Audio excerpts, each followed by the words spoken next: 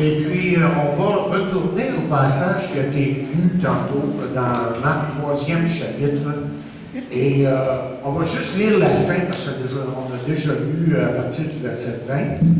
Juste la fin des versets 28, 29, 30 même. Et je vous dis en vérité, tous les péchés seront pardonnés aux fils des hommes et les blasphèmes qui auront été proférés. Mais quiconque blasphémera contre le Saint-Esprit n'obtiendra jamais de pardon. Il est coupable d'un péché éternel. Jésus parlait ainsi parce qu'il disait qu'il est possédé d'un esprit impur. Père, puisses-tu bénir ta parole ce matin à nos cœurs et que ta parole puisse nous encourager, nous enseigner, nous corriger et nous emmener à vraiment un plus grand amour pour toi. Aide-nous à grandir. Nous voulons tellement mieux te connaître qu'à travers ta parole, tu puisses faire ainsi par ton Saint-Esprit. Nous prions. Amen. Prenez-vous place, s'il vous plaît. Je ne sais pas si ça vous est déjà arrivé de ne pas être compris. Avez-vous déjà été mal représenté par un ami? Quelqu'un même qui a comme falsifié vos paroles, vos motifs, pour littéralement les utiliser contre vous. Et si vous vivez assez longtemps en ce monde, bien, vous allez un jour faire face à ce genre d'attaque. En tout cas, Marc, dans son évangile, nous montre que le ministère terrestre de Jésus était continuellement, lui, entouré de controverses. On en a souvent parlé de ça. Et parmi tous les gens qu'il a rencontrés, pratiquement personne, en réalité, ne comprenait ce qu'il enseignait, ne comprenait non plus son travail. Et les choses qu'il a faites et dites avec tant d'amour ont même été utilisées pour l'attaquer, voire même avec beaucoup d'aide. Et ce passage ici nous montre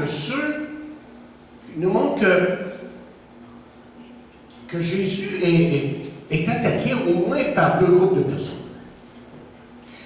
Et ces deux attaquants ont quelque chose à nous enseigner au sujet de notre marche avec Dieu. Ces moments que nous subissons, qui sont parfois pour nous difficiles.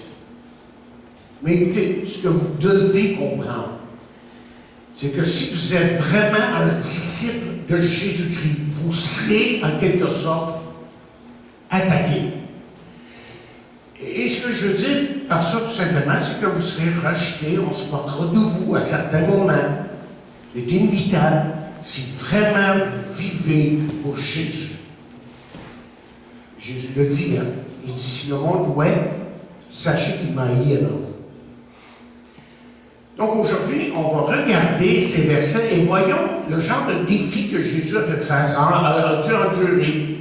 Et si nous l'observons, bien, ça nous aidera, nous, à faire face, des fois, au rejet qu'on ressent de la part des gens. Et même, le mot n'est pas trop fort, la persécution. D'abord, parlons du premier groupe. Ses amis attaquent son état mental. Commençons au verset 20-21, chapitre 3 de Marc.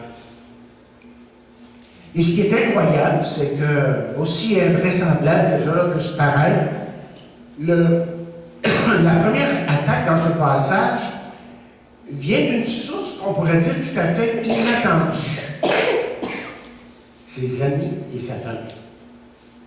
Parce que, justement, je l'ai devant moi, le texte nous dit, les parents de Jésus ayant appris ce qui se passait vinrent pour se saisir de lui, car il disait, il est hors de sens.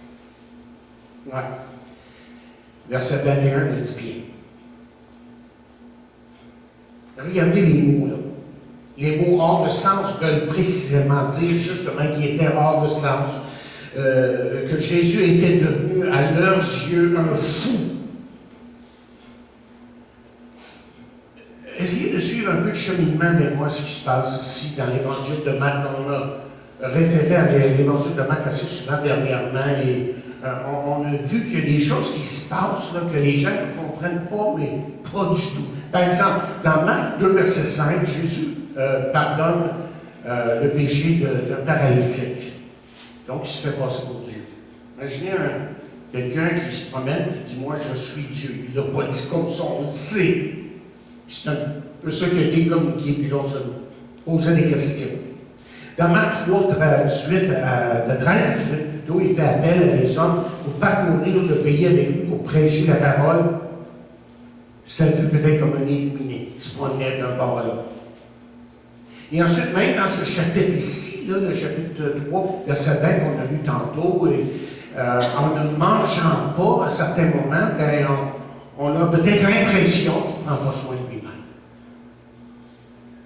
On peut aller encore plus loin, dire qu'il refuse de travailler en tant que charpentier, après tout, comme j'ai dit la semaine dernière, c'était son métier. Mais il choisissait plutôt de parcourir le pays, de prêcher la bonne nouvelle, l'Évangile. Selon Marc 3, verset 9, Jésus attire des foules tellement grandes qu'il y a un danger qu'il soit piétiné et écrasé par les foules. Et le danger est tellement réel que Jésus avait un bateau en attente, au cas où il devait justement échapper à la foule, à la pression de la foule. Et ensuite, dans Marc 3, verset 22, le texte qu'on a lu, bien les intellectuels, les scribes, les pharisiens, c'était les intellectuels du temps, bien eux avaient probablement conclu qu'ils étaient fous. Donc, on suivait ce qu'ils pensaient, on suivait leur façon de penser. Donc, l'application est assez facile ici à faire. Donc, si vous êtes jeune dans la foi, c'est important de comprendre que ce n'est pas tout le monde qui va vous embraser, là, qui va dire oui à ce que vous faites. Ce ne sera pas tout le monde qui, dans votre entourage, sera heureux que vous soyez devenu un enfant de Dieu. Il y aura des gens dans votre famille et parmi vos amis qui vont vous critiquer. Et comment est-ce qu'on critique? Parfois, c'est tout simplement par des paroles de sarcasme. Et à d'autres fois, à d'autres moments, évidemment, souvent, vous me l'avez témoigné, des paroles assez blessantes. Parce que vous vivez tout simplement, vous désirez vivre pour Jésus, vous avez rencontré Jésus-Christ, Jésus-Christ a vraiment changé votre vie, et ils finissent par vous dire de vous que vous êtes un fanatique, que vous êtes un capoté et un éliminé. Ça vous est arrivé sur eux. Mais vous ne devriez pas vous laisser atteindre par ces gens-là, parce que vous voyez, vous êtes en bonne compagnie. À travers les siècles, de grands hommes de Dieu, beaucoup de chrétiens ont été rejetés, persécutés. Par exemple, on a traité D.L. Moody, le grand prédicateur du 18e siècle, je dis bien. On l'appelait Moody le fou, Crazy Moody, parce qu'il était tellement passionné et zélé pour les choses de Dieu. Écoutez, ils ont dit la même chose au propos de Paul. Paul, dans Actes 26, verset 24, on lit là, Festus dit à haute voix, tu es fou. Tu es fou, Paul. Ton grand savoir te fait déraisonner. Et on sait que Paul, c'était quand même un homme extrêmement instruit. Et puis lui, Festus, il figure que son grand savoir qu'il avait amené à ça, car ce n'était pas du tout ça, comme vous savez. Mais quelqu'un a écrit, si servir Jésus est de la folie, alors nous avons besoin plus d'insanité sanctifiée dans les livres d'aujourd'hui. Écoutez, ces gens-là, ici, sont venus à Jésus. Ils sont venus à Jésus. On est pas mal encore au début de son ministère. Et puis, ils sont venus, dans un sens, en quelque sorte, pour faire, comme on peut dire, une intervention. Et la phrase, les mots, si vous voulez, se saisir de lui, là, dans le texte qu'on a lu. Se saisir de lui, veut littéralement dire de prendre de force, de l'arrêter, afin de le ramener à Nazareth, peut-être pour le séquestrer, vous savez ce qu'on veut dire par séquestrer, jusqu'à ce qu'il revienne à la maison. Moi, je pense que si il y avait eu une institution mentale en bonne et forme dans ce temps-là, que Jésus se serait trouvé là. On l'aurait placé là. On l'aurait enfermé là. Donc, ne soyez pas étonnés de ce que votre propre famille, vos amis, à certains moments, peuvent essayer de vous éloigner de la foi, saboter votre foi, tout simplement nuire à votre marche chrétienne. Et peut-être même qu'ils vont essayer de vous faire sentir coupable du fait que vous faites passer Jésus, votre Église avant eux à certains moments.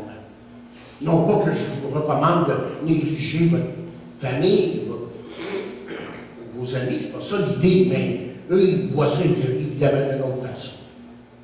Non, il faut tout simplement se rendre compte que si on vit vraiment pour Jésus, et c'est Paul qui dit dans 1 Timothée, il dit ceux qui vont vivre pieusement seront persécutés, bien, attendez-vous à ce que ça arrive à certains moments. Et c'est pour ça que Paul va encourager les chrétiens à Corinthe de cette façon, dans 1 Corinthiens, 15e chapitre, verset 58. Il va dire ceci. Ainsi, mes frères bien-aimés, soyez fermes, inébranlables, travaillant de mieux en mieux à l'œuvre du Seigneur, sachant que votre travail ne sera pas fait en vain, ne sera pas en vain plutôt dans le Seigneur. Rappelez-vous ceci, il faut toujours se rappeler la base. Parfois, lorsqu'on va dans la vie chrétienne et qu'il y a des contrariétés dans notre vie, qu'il faut se rappeler de la base. C'est que depuis que vous êtes venu à Jésus-Christ, votre vie a changé. Vous êtes devenu une femme, un homme, une femme transformée. Et c'est lui maintenant qui dirige votre vie. Mais si vous lui faites confiance, lui vous donnera tout ce dont vous avez besoin pour demeurer ferme. Et combien de fois que Paul le dit dans Éphésiens, tenez donc ferme les terminologies de la sorte pour aider les chrétiens à rester fermes malgré tout ce qui se passait dans leur vie, en dépit de toutes les insultes qu'ils peuvent subir. Maintenant, ça c'est le premier groupe. Le deuxième groupe, c'est ses ennemis, proprement dit, ses ennemis, au verset 22 jusqu'à 30. Okay? Il y avait d'abord ses amis, sa famille, ils ont essayé de le corriger et tout ça. Alors que ses parents sont à l'extérieur, essayant d'intervenir pour sauver Jésus de lui-même, bien comme je l'ai dit tantôt, les scribes, c'était les intellectuels, comme j'ai dit tantôt, c'est eux qui interprétaient les Écritures, qui écrivaient, tout ça. Il y avait tout un travail important, il faut le dire. Ils sont à l'intérieur, eux sont à l'intérieur, ils écoutent Jésus, ils observent ses paroles et ses gestes. Et ces hommes-là, ils n'attaqueront pas son côté mental, mais ils vont attaquer sa spiritualité. Ils ne pensent pas autant, comme peut-être d'autres, que Jésus a perdu la raison de nous fous. Ils pensent plutôt que Jésus est possédé d'un démon. Alors, examinons cette attaque. Très important de comprendre ce qui se passe ici. Alors, effectivement, ces hommes réfléchissent sur les mots et l'œuvre de Jésus. Ils disent, en fin de compte, ils arrivent à la conclusion, vous l'avez devant vous, il est possédé de Belzébul. C'est par le prince des démons qu'il chasse les démons. Autrement dit, c'est pas compliqué à comprendre, ils attribuent les miracles de Jésus au pouvoir des démons. Mais en plus, ils accusent Jésus de travailler comme sous l'influence de Belzébul. On va le dire comme vous quand même.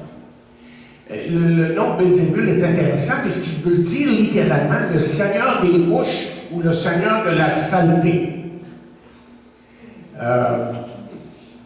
Comment dit,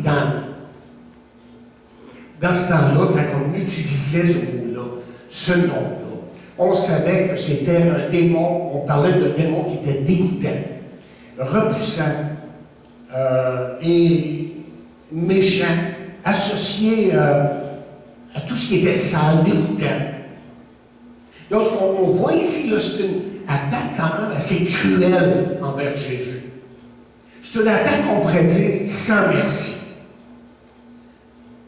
Et la question qui se pose, c'est pourquoi est-ce qu'on fait ça? Pourquoi est-ce qu'on on dirait de choses aussi folles et cruelles envers Jésus? Mes chers amis, la réponse est assez simple quand même. La réponse, et la principale, je dirais, il y en a d'autres, c'est que si ces gens-là reconnaissaient que Jésus fait des miracles par la puissance de Dieu, que c'était véritablement par la puissance de Dieu qu'il faisait des miracles et qu'il parlait, alors ils seraient obligés de le suivre. Ils devraient aussi admettre que leur vieux système de croyance est dépassé, est désuet. Jésus arrivait avec quelque chose de nouveau. C'est pour ça que dans Jean 1er chapitre, verset 17, ces paroles sont si importantes.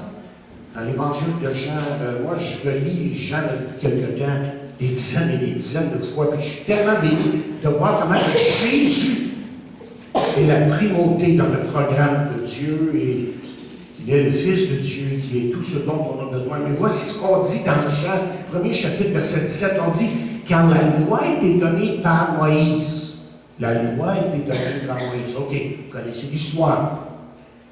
10 commandements, mais c'est plus que les 10 commandements. C'est 653 commandements civils et tout, là, qu'on pourrait tout mettre ensemble. Et les 10 commandements, c'est ce qu'on sait, connaît de plus. Tu ne feras pas ci, tu ne feras pas ça, tu ne feras pas ça. OK. Moïse a apporté ça, mais la loi, qu'est-ce qu'elle faisait, elle? Tout ce que la loi pouvait faire, c'est nous condamner. Parce qu'on a tous péché, on a brisé ces commandements-là. Mais là, il continue à dire que la loi a été donnée par Moïse, et ensuite il ajoute la grâce et la vérité sont venues par Jésus-Christ. Ah, il y a quelque chose de nouveau qui s'en vient. Il y a quelque chose qui s'en vient, qui est nouveau. Et là, c'est évident que ceux qui sont là devant lui ne comprennent absolument rien de Jésus, de son message, de sa personne. Alors, ils attaquent Jésus, ils l'accusent d'être de connivence avec le diable. C'est fort pour le faire, quand même. Vous voyez, si cette accusation persiste, tient, colle, qu'est-ce qui va arriver? Bien, ils vont discréditer le ministère de Jésus-Christ, tout simplement. Sa crédibilité va être rendue à zéro si c'est quelque chose qui est le moindrement vrai. Et Jésus va détruire leurs arguments. Suivez-moi ici, parce que Jésus, il sait exactement quoi dire, comment faire, il sait comment les confondre. Et parfois Jésus parle pas. Mais ici, il parle. Il est obligé de parler, parce que c'est extrêmement sérieux ce qu'ils annoncent ici. Okay? D'abord, il va utiliser 3 illustrations. La première que je l'appellerais, c'est une illustration, contemporaine au verset 24 de notre texte. Okay? Il parle d'un royaume divisé contre lui-même, que ce royaume-là ne peut subsister. Un royaume divisé, je veux dire. Ce qui fait que lorsqu'une guerre civile se produit dans un royaume, la stabilité, n'est-ce pas, du royaume est compromise.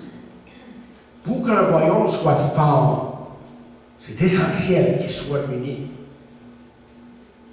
Écoutez, soyez assurés d'une chose, là, c'est que Satan, lui, a comme seul objectif de gagner la guerre contre Dieu. Et vous devez réaliser ce matin que Satan, le diable, appelez-le l'adversaire, il y a toutes sortes de noms pour lui, père des montagnes, le reste. Il est en guerre contre Dieu. C'est pour ça qu'il y a tellement de mal, de méchanceté autour de nous. C'est que littéralement, et c'est quelque chose qui n'est pas perceptible de nos yeux physiques, bien qu'on s'aperçoive des conséquences du mal, évidemment. Mais le mal est partout autour de nous. Et lui, sa job, c'est d'essayer de gagner contre Dieu. Et c'est pour ça que Paul dit dans Éphésiens 6, verset 12, il exhorte les chrétiens ici en disant ces paroles. Il dit « Car nous n'avons pas à lutter contre la chair et le sang, mais contre les dominations, contre les autorités, contre les princes de ce monde de ténèbres, contre les esprits méchants dans les lieux célestes. » Laisse-moi vous dire que dans la logique de Jésus ici, pour leur faire comprendre que c'est chose impossible, ce qui arrive ici, qu'il soit possédé de démons, c'est que Satan ne laissera rien passer qui pourrait l'affaiblir au moindrement. Pour lui, Pour lui, autrement dit, chasser ses propres démons serait contre-productif et purifié. Tu es en train de leur montrer, hey, avez-vous réfléchi à ce que vous dites là? Pas du tout. Ensuite, il donne une illustration sociale au verset 25. Suivez avec moi le verset 25. Là. Il dit, si une maison est divisée contre elle-même, cette maison ne peut subsister. Autrement dit, ce dont Jésus est en train de parler, il parle d'un foyer qui vit dans la division. Ce foyer-là ne peut pas survivre. Les enfants, autrement dit, et je pense qu'on en a parlé il y a quelques semaines, qui grandissent dans un foyer où papa et maman se disputent comme chien et chat, n'ont aucune chance. Un mariage qui fait continuellement face à, je ne sais pas moi, une sorte de barrage de disputes, ne peut subsister.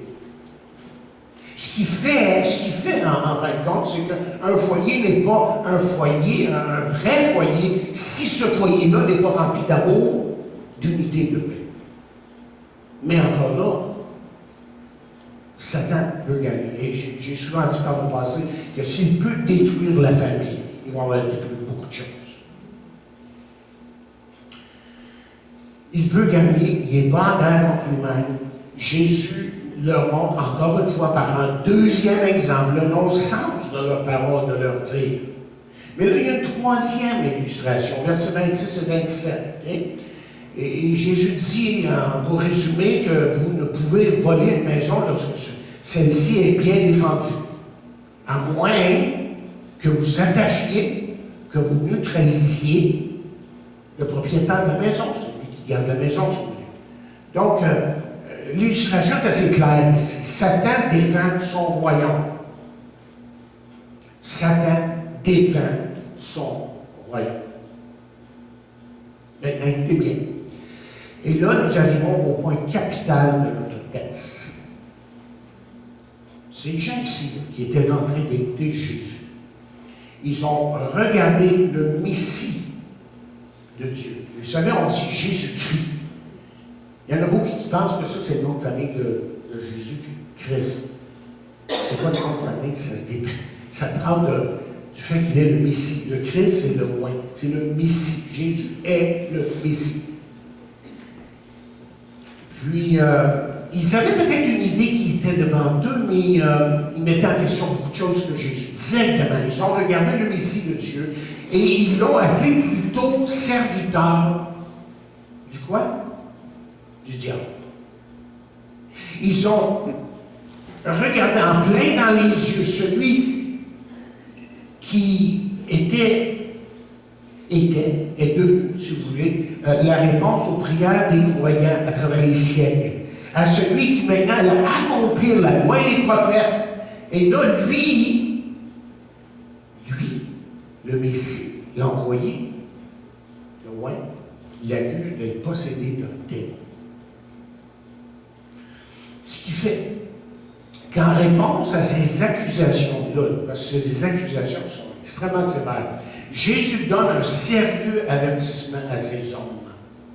Il les avertit qu'ils risquent d'aller trop loin. Ils sont sur le bord de commettre ce que le texte appelle ici le blasphème contre le Saint-Esprit.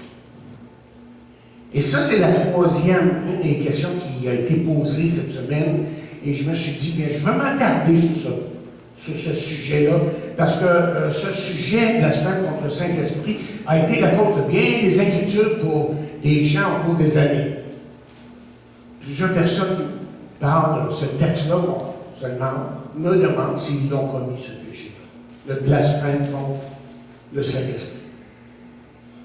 Alors, regardons ces versets et parlons du sujet. C'est très important de regarder le contexte et de comprendre le contexte. Et d'éviter de sortir du contexte et de faire dire à la parole de Dieu des choses qui ne sont pas dites. Regardons ces versets et parlons de du sujet, de ce péché impardonnable. D'abord, le verset 28 est clair. Et le verset 28 nous donne le péché qui peut être pardonné.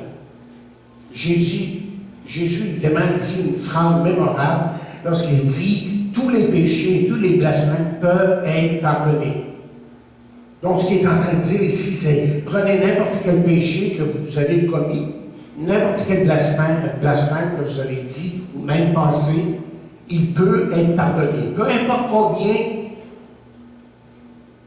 combien est vil ce péché. Vil est l'individu. Le pardon est disponible si la personne vient à Jésus-Christ, se repent de ses péchés, lui demande pardon. On va regarder un texte, on va aller dans Colossiens 2e chapitre, et même moi je ne l'ai pas écrit dans mes notes parce que j'ai voulu qu'on le regarde, que vous le souligniez dans vos Bibles, parce que Colossiens 2e chapitre, c'est un chapitre tellement important. Et dans Colossiens, le 2e chapitre, on va lire ces paroles qui disent ceci, vous les avez devant vous, à partir du verset 13. Il dit, vous étiez morts. Vous étiez morts par vos offenses et par l'incirconcision de votre chair. Il vous a rendu à la vie avec lui, en nous faisant grâce de toutes nos offenses.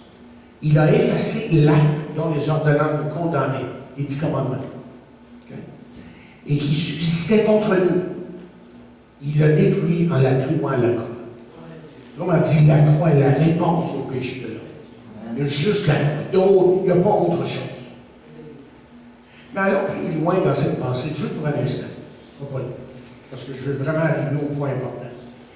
Voyez, la logique de Jésus ici peut-être se rejoint un petit peu ce que Paul dira plus tard lorsqu'il va justement écrire à Timothée. Et dans 1 Timothée, premier chapitre, il va, comment est-ce que je pourrais dire, il va se confesser. Pardon. Il va se confesser, il va avouer, il va devenir extrêmement transparent, il va dire, mais voici ce que j'étais, puis maintenant c'est plus la même chose. Alors dans 1 Timothée, premier chapitre, c'est ça que j'ai dit, oui, et le 12e verset, il dit, je rends grâce à celui qui m'a fortifié, à Jésus-Christ notre Seigneur, de ce qu'il m'a jugé fidèle, en m'établissant dans le ministère.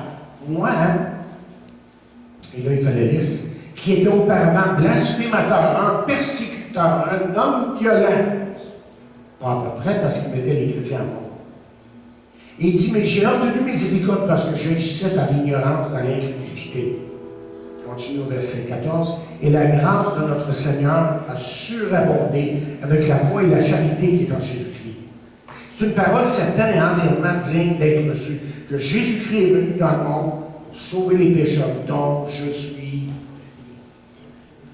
Qui dit? Le premier. Lui, je voyais le plus grand des pécheurs. Je dis, écoute, c'est ça. Mais j'ai été gracié, j'ai été pardonné. Mais là, on veut parler pas seulement des péchés que Jésus pardonne, mais parlons du péché qu'il ne pardonne pas. Hein? Parce qu'il semble en avoir un. Okay? Alors, il parle premièrement de ceux qui sont pardonnés. Et Jésus nous dit là, que le blasphème contre le Saint-Esprit ne peut être pardonné. Et le mot blasphème veut dire essentiellement parlant mal d'eux, tout simplement. Et les scribes, autrement dit, les religieux qui étaient là et qui avaient conclu certaines choses sur Jésus, étaient coupables de parler en mal du Saint-Esprit. Notez bien, du Saint-Esprit. Comment? Jésus guérissait les malades, chassait les démons et prêchait la parole de Dieu par la puissance du Saint-Esprit. Vous vous rappelez que dans la parole de Dieu, qu'il était rempli de toute mesure, il n'y avait pas sans mesure, si vous voulez. Il a toujours été un homme rempli du Saint-Esprit. Jamais est-ce que ça a diminué dans sa vie à aucun moment. Parce que les scribes ont attribué le travail de l'Esprit aux démons. Ils se rendaient coupables, selon ce qu'on peut lire dans notre texte, ils se rendaient coupables du blasphème, du blasphème contre le Saint-Esprit. Et Jésus leur a dit qu'ils étaient sur le bord de commettre un péché qui était, alors revenons sur le point, qu'on puisse vraiment suivre ce qu'on est en train de dire ici, qui était impardonnable. Et la question est celle-ci, pour la plupart des chrétiens, c'est est-ce qu'on peut faire ça aujourd'hui? C'est la question qui se pose. Est-ce possible de commettre ce péché impardonnable aujourd'hui? Et la réponse, à bout portant, c'est non. Il faut que ça je l'explique. Il faut que je l'explique. Parce qu'encore là, il faut rester dans le contexte. Et il y a peut-être une application secondaire, mais faisons attention même aux explications secondaires. Okay? Il y a des dangers des fois. Et si on va se tenir au texte, on va expliquer le texte. Comme quelqu'un écrit, ce péché ne pouvait être commis que par les gens de cette époque, alors que Jésus marchait sur cette terre. Ce péché ne pouvait être commis que par des gens qui le regardaient droit dans les yeux, qui ont vu ses miracles, sa grâce en action, et qui ont fini par dire que c'était diabolique. Et la seule manière de commettre ce péché aujourd'hui serait que Jésus soit présent ici en chair et en os. Le péché impardonnable, tel que décrit dans ces versets, ne peut être commis aujourd'hui. Donc, si vous êtes préoccupé par la question, si ça vous préoccupe, vous pouvez être sûr que vous ne l'avez pas fait. Vous pouvez être sûr que vous ne l'avez pas fait. Mais évidemment, il y a un sens dans lequel, et là je parle d'une deuxième application ici, il y a un sens dans lequel une personne peut commettre un péché similaire. Un péché similaire qui est également impardonnable, évidemment. Vous voyez, même si Jésus n'est pas physiquement dans ce monde, le Saint-Esprit l'est aussi. Hein?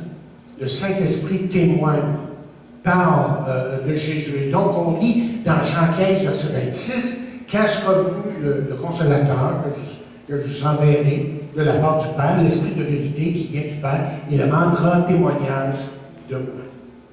L'Esprit de Dieu aujourd'hui est agissant, donne la conviction au cœur d'une personne sans Dieu qui a besoin de Dieu, qui a besoin de Jésus.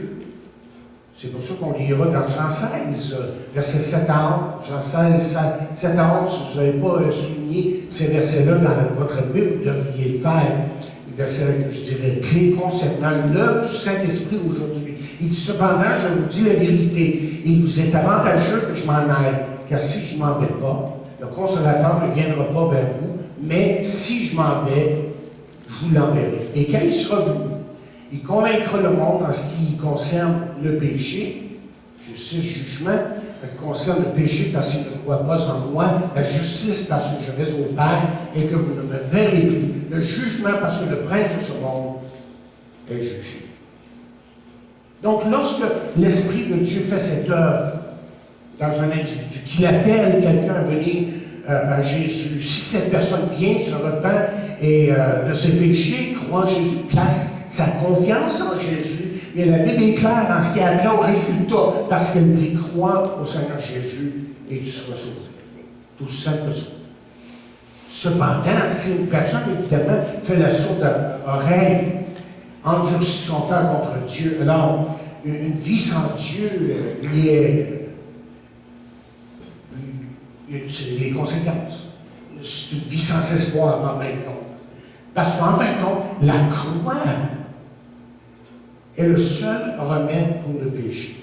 Et ça, il faut se le dire, chaque chrétien, parce que vous entendez tellement d'autres voix à certains moments. Même Billy Graham est tombé dans le pétrin. J'ai fait questionner, il était assez âgé quand même.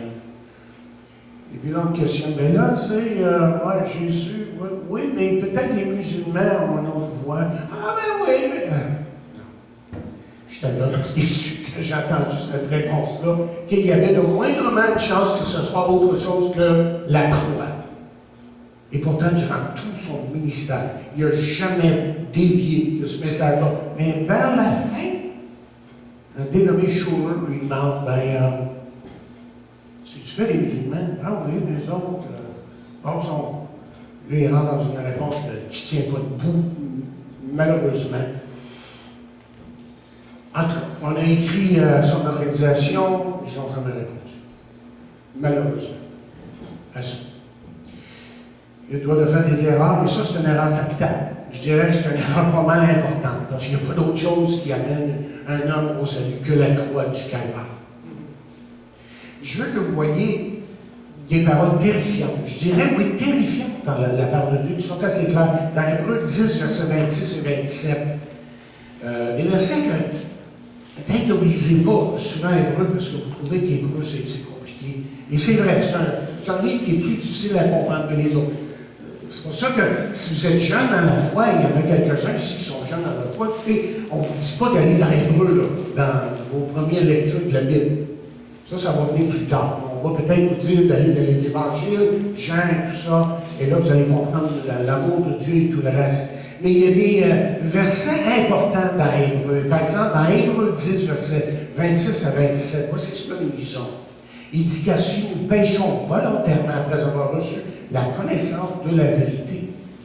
On parle ici d'une personne qui a reçu le message, comprend le message, et vous en connaissez, moi j'en connais des gens comme ça, qui comprennent très bien l'Évangile. Regardez ce qu'il dit. Il ne reste plus de sacrifice pour les péchés. Il y a plein de dire, là, ils ont beau aller ailleurs, ils ont beau aller chercher ailleurs, il y a une seule place où un homme peut être pardonné, c'est à la croix du calvaire. Il n'y a pas de péché, il n'y a pas de pardon, il n'y a pas de sacrifice pour les péchés hors de Jésus. C'est pour ça que dans Hébreux 4.12, qu'est-ce qu'on dit? Il n'y a pas de Seigneur aucun autre que par le nom de Jésus. Pas écrit tout à fait comme ça, mais le contexte est là. Il n'y a pas d'autre nom par lequel on sera sauvé. Alors là, le verset 27 nous dit ceci, mais une attente terrible de jugement, ou du jugement, et l'ardeur d'un feu qui dévorera les rebelles. C'est pas un portrait qui est joli ici, mais c'est la vérité. Et moi, je suis appelé à vous dire la vérité, pas vous dire des belles choses, mais de vous dire vraiment ce que la parole de Dieu nous dit. Je vous pose la question ce matin. Avez-vous fait l'expérience de la croix vraiment? Parce que quand on se présente, une manière de parler, on se présente à la croix, on acquiert, on fait l'expérience, si vous voulez, du pardon, de purification. Il y a un miracle qui se produit en nous. Il y a cette réconciliation avec Dieu. Et vous pouvez faire ça même ce matin. Parce que la Bible dit ceci, dans Isaïe 55, versets 6 et 7, il dit « Cherchez l'Éternel pendant qu'il se trouve, invoquez-le tandis qu'il est prêt. Que le méchant abandonne sa voie et l'homme d'iniquité ses pensées, qu'il retourne à l'Éternel qui aura pitié de lui, à notre Dieu qui ne se lasse pas de pardonner. » Alors, comme j'ai dit au début, peut-être qu'à un certain moment dans votre marche avec Dieu, vous sentez que les gens vous attaquent, vous persécutent, vous rejettent, que vous êtes mal compris, mal représenté. Mais comme j'ai dit, si vous êtes vraiment en lui, si vraiment Jésus est votre sauveur, que votre désir c'est de marcher avec lui, bien vous êtes en bonne compagnie. En fait, comme quelqu'un écrit, vous devriez venir aujourd'hui et le remercier qu'il vous considère digne de souffrir pour lui. Ça, c'est intéressant parce que ça va rentrer dans nos messages. Quand je vais revenir dans Thessaloniciens, dans 2 semaines, on va commencer 2e Thessaloniciens, verset par verset. Et l'une des choses que je vais faire ressortir tout ce que je vais faire là, est justement ce point, et je termine avec ça. 2e Thessaloniciens. 1er chapitre, verset 5. Je vais vous lire dans 2 traductions. Il y a la traduction de 10 secondes, on a l'habitude de lire. Ensuite, je vais aller dans la parole vivante. Je veux que vous compreniez, en fait, comment que c'est un honneur de vivre pour Jésus et même d'être rejeté à certaines choses. Qu'est-ce que la Bible dit? Elle dit, c'est une preuve. Il parle ici à des jeunes chrétiens qui sont grandement persécutés. On va repasser, réapprendre que cette église thessalonique, c'était une église persécutée et les gens avaient littéralement peur pour leur vie à certains moments. Mais là, on découvre comment que Paul les encourage. Il dit, c'est une preuve du juste jugement de Dieu, pour que vous soyez jugés dignes du royaume de Dieu, dans lequel vous souffrez. Laissez-moi vous le lire dans une autre traduction. Il dit, Dieu est juste s'il permet aujourd'hui que vous souffrez. Il jugera vos persécuteurs selon sa justice. Mais par ses afflictions, il veut vous mener à être trouvés dignes de son royaume pour lequel vous souffrez. Wow! Marcher avec Jésus, on n'a jamais dit que ça serait facile. Mais quand on est accompagné de lui et qu'on lui fait confiance, on peut être sûr qu'on va se rendre jusqu'au bout. Que Dieu nous aide ainsi. Prions. Père, que ta parole puisse pénétrer dans nos cœurs et ces grandes vérités que tu émets dans ta parole puissent nous garder près de toi, nous faire réaliser la grandeur de ton amour. La grandeur, Seigneur, de ta personne qui agit constamment dans nos vies. On te remet, Seigneur, ces paroles qui ont été dites, qu'elles puissent continuer à nous bénir toute cette semaine et ramène-nous ensemble pour ta gloire.